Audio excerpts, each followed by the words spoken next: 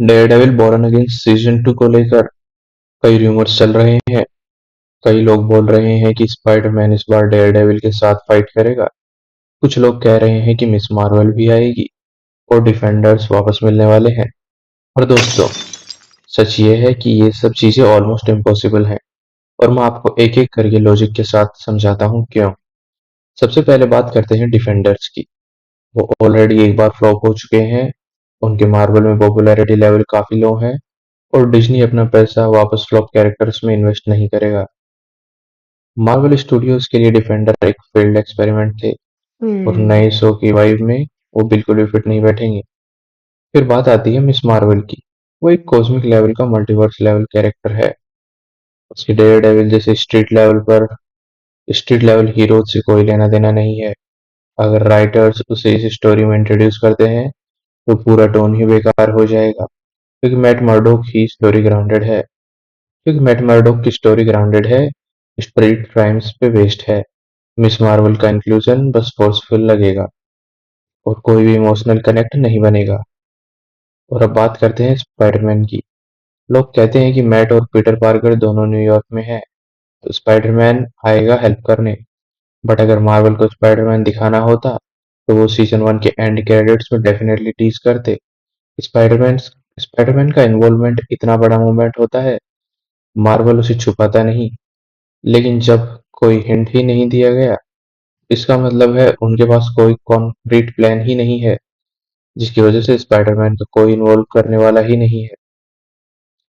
और सबसे बड़ी बात, मार्वल के करंट स्टोरी टेलिंग में विजन की कमी है। उनके सीन्स विजुअली अच्छे लगते हैं बस, लेकिन उनके पीछे कोई स्ट्रॉन्ग प्लानिंग या डेप्थ नहीं होती। कोई कई सीन सिर्फ इसलिए दिखाए जाते हैं क्योंकि वो कूल लगते हैं, ना कि इसलिए कि वो स्टोरी को आगे बढ़ाते हैं। तो डेयर डेविल जैसे सीरियस और फोकस्ड कैरेक्टर के साथ ऐसे फोर्सफुल क्रॉसओवर्स बिल्कुल सूट नहीं करेंगे। इसी वजह से डिफेंडर्स, स्पाइडरमैन और मिस मार्वल का इस शो में आने के ऑलमोस्ट इम्पॉसिबल चांसेस हैं।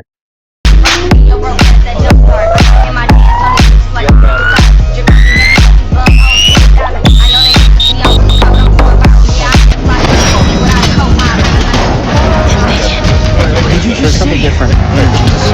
Experience the epic Marvel romantic you've been waiting for. All episodes. जो बहुत लोग मिस कर रहे हैं, होगी नैल्सन की डेथ।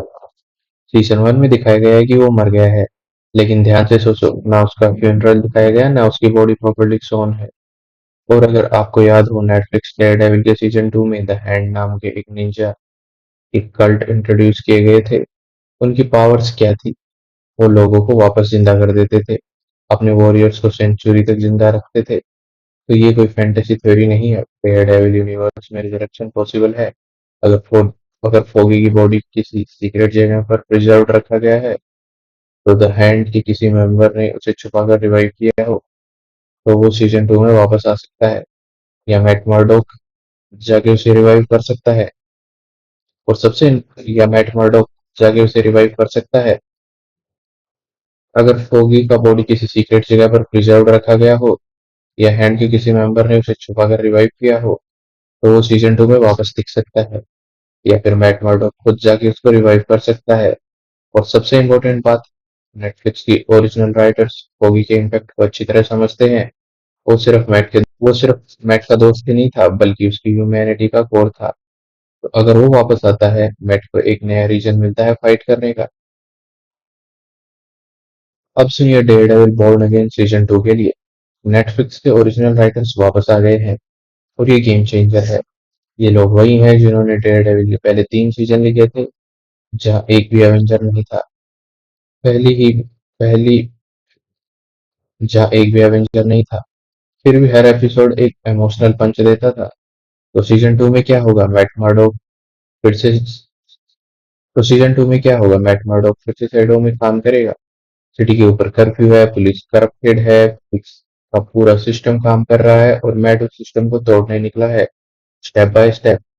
एक एपिसोड में वो किसी करप्ट जज को एक्सपोज करेगा, दूसरे में उसका फेस ऑफ होगा किसी पुलिस टास्क फोर्स से। कैरन और फोगी मीडिया और लॉ के थ्रू एक्सपोज करेंगे फिक्स की सरकार को। स्टोरी 3 पार्ट्स में डिवाइडेड होगी। पहला पार्ट है रेजिस्टेंस बिल्डर। मैट लोगों को इकट्ठा करेगा, अंडरग्राउंड सेल्स बनाएगा, वो हर जगह से इंफॉर्मेशन गैदर करेंगे। पार्ट 2 है बिट्रेयल। रेजिस्टेंस में ही कोई फिक्स के लिए काम कर रहा होगा, एक मिशन फेल होगा, इनोसेंट लोग मरेंगे, मैट इमोशनल ब्रेकडाउन में चला जाएगा। पार्ट 3 है फाइनल आर्क, डेयरडेविल वर्सेस किंगपैन। यहाँ पे मैट और फिक्स के बीच होगा एक फाइनल बैटल, जो सिर्फ फिस्ट का ही नहीं, आइडियोलॉजी का भी होगा। मैट बोलेगा, मैं कानून को तोड़ के नहीं, उसके अंदर रहकर तुम्हें हराने आया हूँ। और हाँ, ब्लैक सूट में डेयरडेविल एकदम मॉन्स्टर लगेगा।